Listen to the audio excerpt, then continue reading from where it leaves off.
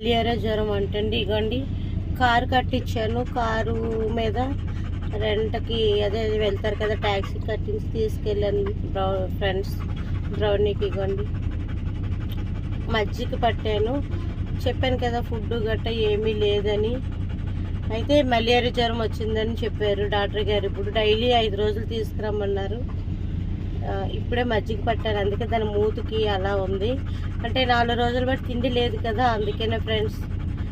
చూడండి ఫ్రెండ్స్ ఎలా ఉందో. ఇంటికి తీసుకువెళ్తున్నాను. ఇంకానా ట్యాక్సీ కట్టించి తీసుకువెళ్ళాను ఫ్రెండ్స్. బ్రౌనీ తొందరగా కోలుకోవాలని అందరూ దేవుడికి దండం పెట్టుకోండి ఫ్రెండ్స్. బ్రౌనీ చూడమాగా. బ్రౌనీ తల్లి ఇదిగో హాయ్ చెప్పు అందరికి ఫ్రెండ్స్కి. హాయ్ చెప్పు, హాయ్ చెప్పు, హాయ్ హాయ్ చెప్పు. ఇచ్చుడు మా హాయ్ చెప్పు అందరికి. ఇదిగో హాయ్ చెప్పు, హాయ్ చెప్పు, హాయ్.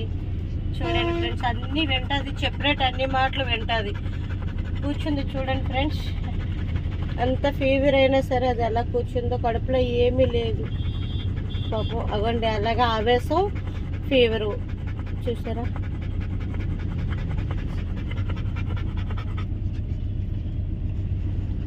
ఫీవరు ఆవేశం ఫ్రెండ్స్.